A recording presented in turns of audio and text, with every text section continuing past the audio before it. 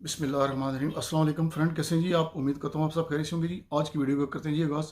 अभी लास्ट मैंने जो वीडियो अपलोड की थी उसके अंदर कुछ भाइयों का कमेंट था जी कि हमें बताएं कि कनाडा में अगर आप अपना ट्रक लेते हैं एज ए ओनर ऑपरेटर तो कितने पैसे कमा सकते हैं, उसकी क्या रिक्वायरमेंट होती है, कौन कौन से डॉक्यूमेंट चाहिए होते हैं।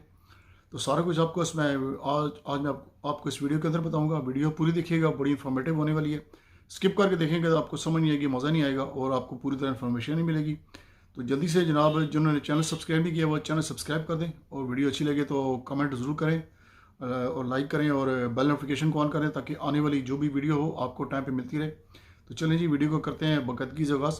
तो सबसे पहले जो रिक्वायरमेंट होती है कनाडा के अंदर वो ये जी कि आपको फर्स्ट ऑफ ऑल आपको एजेड का लाइसेंस लेना पड़ता है जी। ए क्लास होता है ट्रक का परमिट, और जेड होता है जी एयर ब्रेक। आपको पता है कि जो बड़ी गाड़ियाँ होती हैं, जो बिग व्हीकल्स होती हैं, they are operated on air brakes. Air brake का जो पूरा सिस्टम होता है उसके लिए आपको क्या करना पड़ता है जी कि किसी भी ड्राइविंग स्कूल में जाके ए जेड का जो है सबसे पहले आपको परमिट लेना पड़ता है।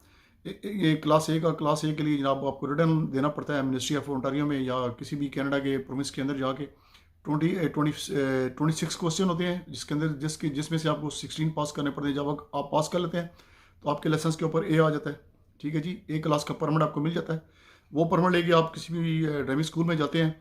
वहाँ जाके आपने जनाब क्या करना है जी, आपने एनरोल करना है अपने आप को। मेरिट प्रोग्राम होता है जी, 107 घंटे होते हैं जी, जिसके अंदर 70 hour on the road training होती है। बाकी जो से हैं आपको तकरीबन 37 आवर आपको इन क्लास ट्रेनिंग देते हैं जनाब। वो जनाब आपको क्या कहते हैं ऑन द कंप्यूटर आपको बताते हैं जी कि ट्रक को कैसे ऑपरेट करते हैं, उसके रूल्स एंड रेगुलेशन प्रोसीजर क्या होते हैं, वो सारा कुछ होता है डिटेल के अंदर।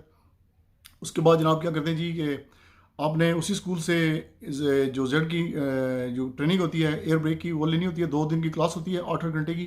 एक दिन में आपको पूरा ब्रेक का सिस्टम जो होता है एयर ब्रेक का वो आपको पढ़ाते हैं। दूसरे दिन आपका एग्जाम होता है। जब आप पास कर लेते हैं तो आपको ओंटारियो सेफ्टी लीग, मैं आपको ये ओंटारियो जिस प्रोविंस में मैं रहता हूँ उसके उसके मुतालिक बता रहा हूँ, वो आपको सर्टिफिकेट मिल जाता है। वो आप लेके एमटीओ जाते हैं, एमटीओ के किसी भी ड्राइव टेस्ट सेंटर में जाते हैं।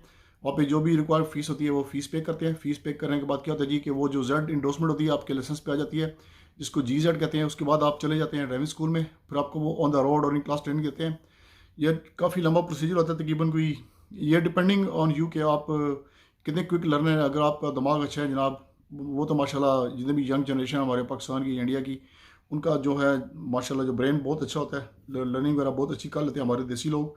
तो वो जब ट्रेनिंग ले लेते हैं उसके बाद आपका रोड टेस्ट बुक होता है। 1 2 3 जितनी भी ट्राइज होती हैं आप उसके अंदर एग्ज़ाम में अपीयर होते हैं। तो अगर आप अच्छा परफॉर्म करते हैं तो आपको जनाब लाइसेंस मिल जाता है, एजेड हो जाता है। उसके बाद मरला आता है जी कि आपने अपना ट्रक लेना है। तो ट्रक लेने की रिक्वायरमेंट कोई भी नहीं होती जी, सिंपली आपके पास एजेड लाइसेंस होना चाहिए। आप किसी भी ऑक्शन में चले जाएँ। टोरंटो के अंदर बहुत बड़ी एक ऑक्शन होती है जिसको रिची ब्रदर्स ऑक्शन कहते हैं। उसका लिंक मैं छोड़ दूंगा डिस्क्रिप्शन के अंदर, rbauction.com। वहाँ पे आप देख सकते हैं जी। टोरंटो में जो है वो बोल्टन के अंदर होता है। बोल्टन एक सिटी है ग्रेटर टोरंटो ओंटारियो।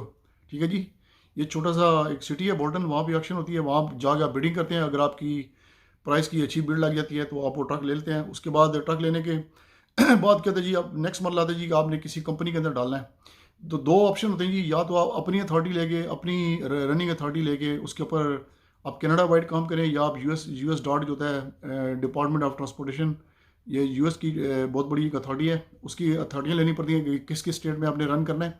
तो जितनी भी स्टेट में रन करेंगे तो वो उसके लिए क्या प्रोसीजर होता है जी कि यहाँ पे काफ़ी सारी टेस्टिंग क्या कहते हैं उसको, ट्रांसपोर्टेशन सोल्यूशन कंपनीज हैं काफ़ी सारी, अपने देसी लोगों की भी हैं। किसी भी आप लोकेशन पे चले जाएं, वहाँ जाके कहें जी कि मुझे यूएस और कनाडा की अथॉरिटी चाहिए, तो वो काफ़ी कॉस्टली होती हैं। तकरीबन 3 से 4 हज़ार डॉलर का एक्सपेंडिचर होता है। उसके उससे पहले आपको सीवीआर लेना पड़ता है जी, कमर्शियल व्हीकल ऑपरेटर रजिस्ट्रेशन कहते हैं उसकी। वो एक छोटा सा आप समझ लें कि आपको एक परमिट होता है कनाडा के अंदर ऑपरेट करने के लिए। सबसे पहले आप वो लेंगे। उसके अंदर जनाब 15 मॉड्यूल्स होते हैं एमटीओ की साइड पे पड़े हुए हैं, वो सारे पढ़ के आप देते हैं। उसकी जो फीस होती है 250 से 300 डॉलर होती है। अगर आपको पढ़ना लिखना नहीं आता तो अपनी अपने बिहाफ पे किसी बंदे को आप बिठा सकते हैं एग्ज़ाम के अंदर ऑन योर बिहाफ। वो आपके लिए जो सीवीआर जो है ना वो टेस्ट देके पास करके वो जो है परमिट ले सकता है। उसके बाद आप लेते हैं अथॉरिटी। अगर आप अपना काम करना चाहते हैं यूएस की अथॉरिटी या कनाडा की अथॉरिटी। अगर अपना नहीं करना चाहते तो काफ़ी सारी कंपनीज हैं यहाँ पे, बड़ी बड़ी कंपनीज हैं कनाडा के अंदर। तो आप किसी भी कंपनी में चले जाए, आप कीजिए कि मैं I want to work as an owner operator, मेरा अपना ट्रक है, तो सारी डिटेल बताएंगे, तो आपको वो पैकेज देते हैं जनाब, पे पैकेज होता है।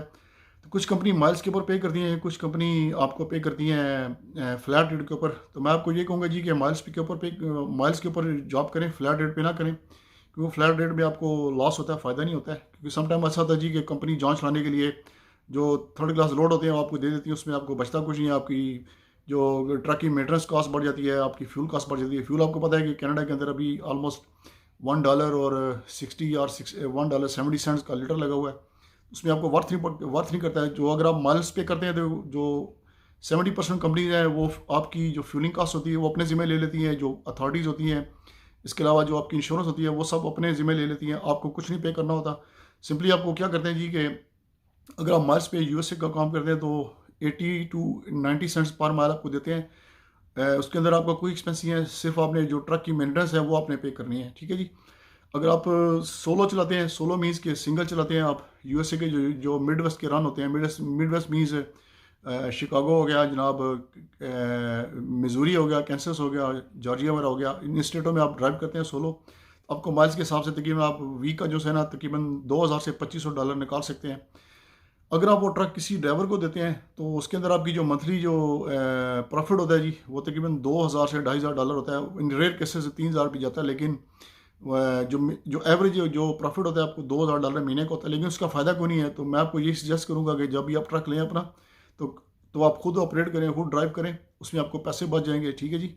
और जो फ्यूल होता है वो भी आपको डिस्काउंट रेट में मिलता है कंपनी की तरफ से। तो ये चीज़ें थी जो सारी आपके साथ मैं शेयर करना चाह रहा था। अगर आप अपना ट्रक चलाते हैं तो आपको जो महीने का जो है ना $8 से $10,000 आप कमा सकते हैं आसानी से।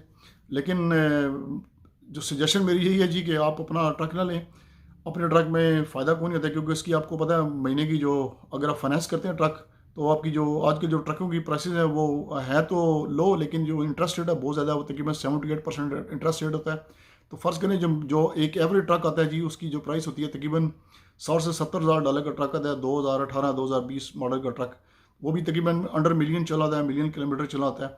तो मिलियन किलोमीटर चलने के बाद जो ट्रक की जो इंजन की लाइफ होती है वो वैसे भी बैठ जाती है, तो वो आप कभी भी आपको ट्रक धोखा से दे सकता है। तो सजेशन मेरी यही है कि आप जब भी करें, आप जब भी काम करें जनाब, तो एज ए ड्राइवर काम करें। ड्राइवर काम करने का ये फ़ायदा है कि आपके ऊपर कोई लाइबिलिटी नहीं होती है। लाइबिलिटी मीन्स कि आपके ऊपर कोई रिस्पॉन्सिबिलिटी नहीं होती ट्रक की जो फ्यूलिंग है वो भी कंपनी के ज़िम्मे होती है, और ट्रक की जो मेंटेनेंस है वो भी कंपनी के ज़िम्मे होती है। टोलिंग वगैरह होगी, जो बॉर्डर क्रॉसिंग होगी, या जो टोल हाईवे यूज़ करते हैं उसके जो पैसे वगैरह होते हैं वो भी कंपनी पे करती है। सिमिलरली हमने माइल्स पे काम करना है तो माइल्स के अंदर जनाब सोलो ड्राइवर को 60 सेंट पे करते हैं, डिपेंडिंग उनके काम को है, रीफर का या ड्राइव हैंड। रीफर ये होता है जी कि जिसके अंदर रेफ्रिजरेटेड यूनिट होता है, इसके अंदर फ्रोज़न होता है प्रोड्यूस, जैसे सब्जी फ्रूट वगैरह का जो लोड होते हैं यूएसए से आते हैं कनाडा में, और यहाँ से ड्राई लेके बेचते हैं। लेकिन उसका में डिसएडवांटेज ये है कि जब आप सोलो चलते हैं, जो जब किसी जगह पर जब आप ट्रक पार करते हैं, जब आप स्लीपर बर्थ में जाते हैं सोने के लिए, तो पीछे रीफर चल रहा होता है तो उसका शोर बड़ा होता है। तो मैं आपको ये सजेस्ट करूँगा कि काम ऐसा पकड़ें जी जिसके अंदर आपको आसानी हो, आपकी नींद भी पूरी हो और आप माइल्स भी आपको अच्छे मिलें। तो उसके लिए ड्राइव वैन का काम बेस्ट है, क्योंकि इसके अंदर रीफर नहीं होता, क्योंकि सारा सूखा सूखा लोड होता है ट्रक ट्रेलर के अंदर, और ट्रेलर भी कंपनी का होता है। तो सिंपली इसका जो लुबे लबाब ये निकला जी कि एज ओनर आपको फ़ायदा नहीं होगा एक ट्रक से। अगर आप फ्लीट आप बनाना चाहते हैं तो उसके लिए आपको कम से कम 8 से 10 ट्रक चाहिए होते हैं, ठीक है जी। तो ये जी वीडियो आज आपके लिए भाइयों, जो भाई थे उनका मुझे नाम नहीं ध्यान में आ रहा, जिन्होंने ये कहा था जी कि मीन भाई ये हमें वीडियो बना के दें, ओनर ऑपरेटर कितने पैसे बनाता है, क्या रिक्वायरमेंट होती है। तो उम्मीद करता हूँ आपको ये वीडियो अच्छी लगी होगी। अच्छी लगी तो थम्स अप करें और वीडियो लाइक करें और शेयर करें। तो मिलते हैं आपको नेक्स्ट वीडियो में जी। अस्सलाम वालेकुम।